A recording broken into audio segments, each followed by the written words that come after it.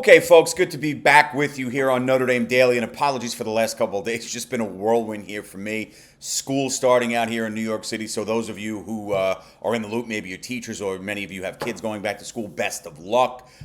Important, busy time of the year, obviously. Had my family visiting from Texas, so the last couple of days a little hectic, but it's good to be back. Obviously, we know the season didn't go according to plan for most of us. You like to open up the season with a victory like Notre Dame did last season against a very talented Texas A&M team. Ironically, who in less than 2 weeks from now, Notre Dame will see at home in the home opener for their second game of the season. So you go down in Miami, 27-24. Notre Dame starting the season 6th in the AP poll with the loss, as we found out just a few hours ago. Notre Dame now 9 in the AP poll, so not a huge drop and pretty fair. I think overall, when you look at this game, and we've had now 48 plus hours to digest it and look at it, and it's important for me just to share how I saw things going from my perspective, because I'm sure many of you will agree. Some may disagree, and that's fine, but there's work to be done. We know that a lot of bad, but there were very good things as well. The O-line struggled mightily. And that was something that really wasn't given much thought for Joe Rudolph's group entering this game. As good as Miami's defense is, and you have to give credit where credit is due. Ruben Bain, they say top 15, top 20. Kid looked like a top 10, top 15 pick in that opening game. He was just all over the place. He's a damn good-looking football player, and he gave the Notre Dame offensive line fits. When you talk about protecting the quarterback, C.J. Carr, more on him in a second. The kid grew in the moment. Were there frustrating instances? Sure. But growing pains overall suck. But Marcus Freeman's gut to go with Carr at QB1 was clearly the right choice. Now they've got to do a better job in front of him with that offensive line. And I'll discuss more and dive into that sort of at the back end of today's program, because obviously we have plenty of time to go through this as we prepare for Notre Dame's second game of the season in 2 weeks, because they have a bye upcoming, then A&M. But just talking about the fact that while there were some bad elements here, there were good things. I think one of those negatives, for as good as C.J. Carr was, and I know it was a big thing, I had some buddies actually that were at the game getting soaked throughout. The weather wasn't great, but even guys that out in South Bend talking to via text and seeing it on social media, it seemed like one of the themes of the night was blasting the play calling and questionable at best. And I'm with you, because I agree with those who were really passionate about this throughout the game, even though we did see Notre Dame's defense begin to step up once they got more aggressive. Offensively, it's tough for me, although I didn't necessarily like the game plan, to just crush Mike Denbrock. Was the play calling a product of stubbornness? Perhaps. But when you look at how things transpired for most of the game, I mean, the last series was a disaster. There's also that element of maybe Denbrock just simply didn't trust the offensive line. And I'll get into that a little more later. I think that is a logical train of thought there. And again, you don't have that escapability or that necessarily that high-level mobility from a running perspective with C.J. Carr that you had from Riley Leonard. Now, we did see he is mobile and he can make plays. But now you've got a kid that I think started to show that you can open up this playbook a hell of a lot more than they did for most of that game. What was good, however, 17 points in the fourth quarter and the never say die fight, which has become a staple of Marcus Freeman's team. Those two things were great to see, especially when you get in a 2-touchdown hole and you pump out 17 points on the road in the fourth quarter. That's big time football. However, this is 2 games in a row, that Ohio State title game as well, where the Irish got themselves in holes they couldn't get out of. Effort was incredible. You get it. This team's not going to quit. We know that, especially with a guy like Marcus Freeman lead the charge. You just can't get behind in the fashion and expect to turn it around. Notre Dame is 0 for its last 2 in this regard against, obviously, an awesome Ohio State team and a Miami squad that looks to be pretty darn good as well. Marcus Freeman said as much. Those points in the fourth quarter coming too late, though, especially as we know when the Irish weren't able to halt that, what turned out to be Miami's game-winning field goal drive late in the game.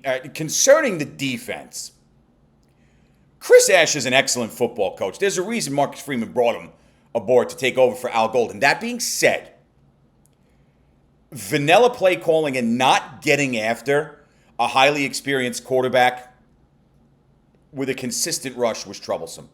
Carson Beck can eat you alive. When he was healthy at Georgia, I mean, this is a kid who was viewed as a top 5 pick. And I think you saw, 20 for 31 is not going to jump out at you. But Carson Beck took what Notre Dame gave him, and they gave him breathing room, and he abused it. And we saw that basically for the first 2.5 quarters. I'd like to see more of an intact mentality given the talent on this defense. I think that's fair. Did the safeties have a great game? No. But you did see, again, how good the combo of Moore and Gray can be on the outside of that. Consistent play and support from the likes of Schuler, Talent, Stroman, who made 9 tackles, I thought he played well, and Johnson is a must. You just got to get better back there in the safety position. You know you were going up against a speed team on the outside of Miami, and they utilized that to the best of their ability. I like Jadarian Price on the kickoffs. Faison, I thought, looked good overall. He looked like he had pep in his step. Comfortable there on punt returns. Noah Burnett looks like he's a legitimate kicker. Very confident. Made all 3 of his PATs. Drilled a 39-yarder. And that's significant because as accurate as he was at UNC to the tune of a career 80% make, his most inconsistent area was that 30 to 39 range. So to see him just drill a 39-yarder was a good sign. Is this a disaster? And I know I'm throwing a lot at you, and I'm doing it on purpose because there's a lot of things to analyze and dissect, and I'll continue to do that as the week and days go on. This is not a disaster. But cleaning up the drop passes, Eli Raritan had a good game, 95 yards receiving, but there's a couple drops in there. 2 turnovers, never good. You lose the turnover battle. Generally, you're going to lose the football game. That's what happened. Establishing way more of the run, hold that thought, and perhaps being more aggressive on defense, not sitting in a zone for too long for 30, 35 minutes of a game, need to be addressed. Notre Dame was not clicking and still only lost by 3 on the road in a loud environment with a rookie quarterback going up against a veteran quarterback. Lots of good to build on. Marcus Freeman said that to the team after. You probably saw that. Notre Dame media put it out. We've got a damn good football team. Losing by 3 to a top 10 good team is nothing to be ashamed of, but you got to get better. The message that he put out there to the team after the locker room was freaking phenomenal. And it's true. They are a damn good football team, but they do have to get better, and they will. So you have all those good things to build on, and the problem was the bad cost them, as it usually does against good teams. There is optimism here. The sky is not falling.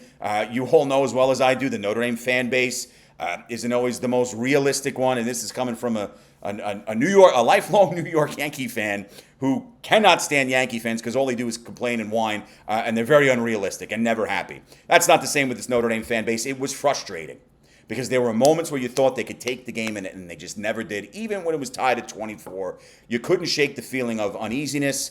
And again, I'll say growing pains do suck, but that leads me to my next point with CJ Carr. Kid's the guy. You put up 17 points in the fourth quarter. You got that final effort to try to win the game. It doesn't come to fruition. But this young man played good football. 19 to 30, 221, 2 scores and a bad pick. But you could see when he needs to be creative, when he needs to be innovative, keep a play alive. And then, of course, there's instances where you might want to see him stay in the pocket a little bit longer. But again, that's probably a product of maybe not having the utmost faith in that moment for 4 quarters in your offensive line. That's something that should get cleaned up and will. Now in the 3rd year of Joe Rudolph.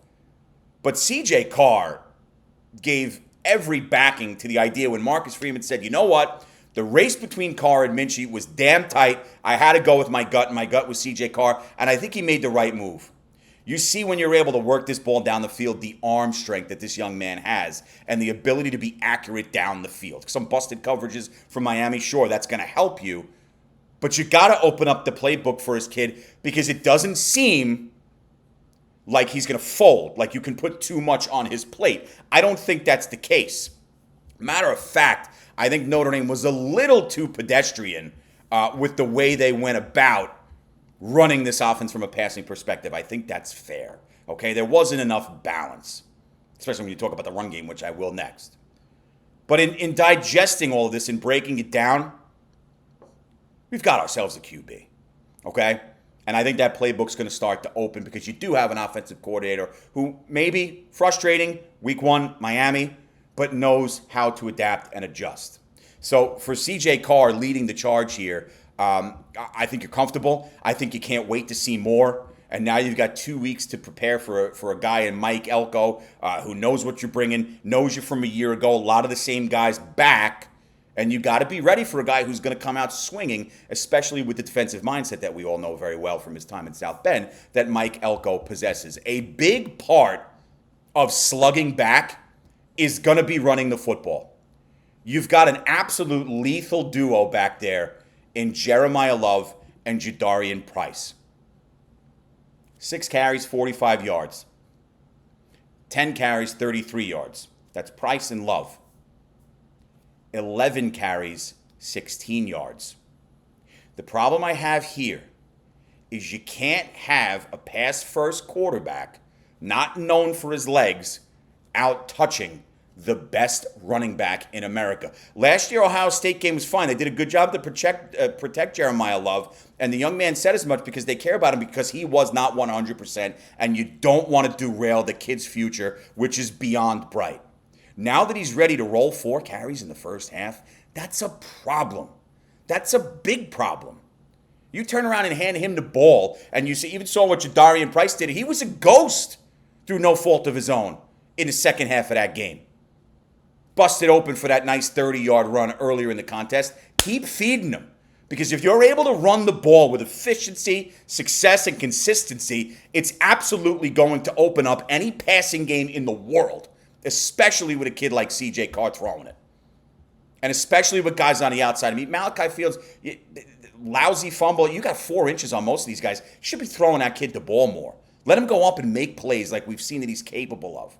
Good turnout from Micah Gilbert. It's nice to see him in the act here because he's going to be a big part of the future. Talked a lot about him when he came in as a recruit, and it's good to see him out there making plays. But with this running game, Price and Love have to get the touches, specifically Jay Love. Now, it was nice that Jeremiah Love had 4 receptions, but take the 4 receptions, take the 10 carries, and double the numbers. Kid's a Heisman contender. He can make people miss. He can make defensive players, and we saw it in a smaller sample size in the Miami game, simply look foolish. He's that good. You're going to be more successful as an offense if you let your best players touch the ball more. Jeremiah Love, Jadarian Price, 16 carries combined when a non-running quarterback in C.J. Carr, granted mobile, great athlete, has 11 himself. And yes, I know he had a rushing score, and he looked good there. That's not the point. Jeremiah Love is, bar none, the best running back in football. Jadarian Price may damn well be in that top 10, maybe even top 5. Give him the football, and you are eliminating more problems. That the offensive line in front of him got to be better? Absolutely.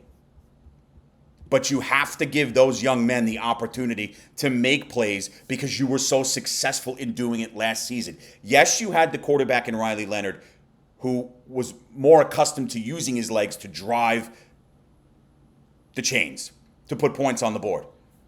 And we saw that pass game come as a complement to it. Now your running game should primarily come from these 2 guys in that backfield. You throw Aeneas Williams in there as well. It's got to be done. Now, is this negative for me? Yes, but it's reality. We saw this happen or not happen, right? We know what we have in that backfield. The coaching staff does too. And I'm sure there's a heightened level of frustration when you look at the fact that Jeremiah Love touched the ball 10 times and was virtually non-existent. Jadarian Price gets 6 carries, virtually non-existent, after seeing some good things early. You hope, I would damn well think that's not going to become a theme because it's just incomprehensible. But you got to get these guys the ball more consistently. It will help the passing game, especially as good as he looked with a young first-time starter in C.J. Carr, which brings me to the last point for today.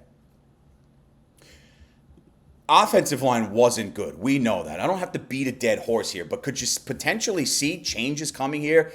Look, there is a belief within the program internally. Anthony Knapp is probably better kicked to the inside.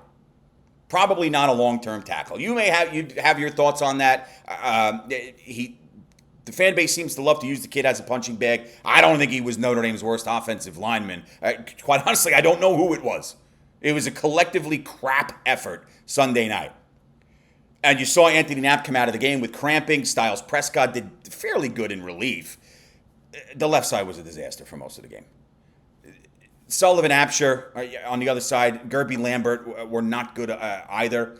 The last series was a complete dumpster fire. As we know, you had a 10-second runoff. CJ Carr literally running around for his life. It sucked any chance you had of going down and either tying or winning the game with the penalties and just the lack of protection. Really, they looked silly.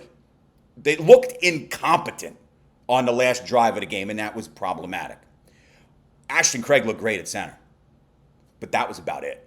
He was clearly their best offensive lineman from the first second of the game to the final second of the game. I think that's undeniable. Answers are needed here going into the A&M game and beyond. And while it's nice to have 2 weeks to prep for Texas A&M, you're going to have to get these answers. They're pressing. Might we see Anthony Knapp kicked inside? More Will Black. Prescott on the left side. What happens long-term at right guard? And it's abundantly clear that the Irish need Charles Jagsaw back. And probably at left tackle. His return really isn't close, but it's expected to come. Putting him at left tackle, at least to me, makes the most sense when he's ready. It came natural to him as well. And that might allow you to then kick Anthony Knapp back inside, where, again, many people feel he will excel. Kid's done a nice job. Struggled again with a really good defense, especially the guys coming off the edge. And as I said, because I don't mean to ramble here, but this is breaking down film, breaking down games. We're going to have these conversations and chime in on YouTube. When you saw how just even Emil Wagner didn't have a great game, and he's an All-American. So it was just a perfect storm of just chaos for that Notre Dame offensive line. But as I said in the first segment, is it a disaster? No, because through all of that, and the bad outweighing the good here, but there were a lot of very good moments. You still only lost by 3. I mean, if you didn't know the final score of the game, and you watched this film, you'd probably say, Notre Dame got its doors blown off. Wasn't the case. Didn't look good early. Looked like it may get out of control. But then they started doing a better job defensively, containing Carson Beck, shutting down when they moved Leonard Moore up to go into that press coverage to stop those little intermediate passes and let Miami exploit its speed. You heard McElroy say it throughout the game on ABC, and he does a phenomenal job. He's the best corner in America for a reason, and you see the results of that. So relying on your big guns moving forward is pressing for Notre Dame, and they will. I think the thing is here, we know after last season, you trust what Marcus Freeman has going. He knows how to make adjustments. He's not afraid to make those adjustments, and he's got the back of his program, which is a big deal. Week 1, loss, it happens. Did you look good in many spots, namely offensive line? No, but again, is it a dumpster fire? Absolutely not. Plenty of room to improve. Through it all said and done, going into week 2, the bye week, and then week 3, Notre Dame's still a top 10 team, 0-1, 9th in the current AP poll as of Tuesday, September 2nd. All right? I hope you all have a great rest of your day. We've had plenty of time, again, to digest this and break it down. We'll continue to do so. Cannot wait to chat with you on the YouTube page. I'll talk to you all tomorrow. We'll get into some more tidbits as we continue to move forward and get ready for the A&M game. Have a great rest of yours. And as always, don't panic. Go Irish.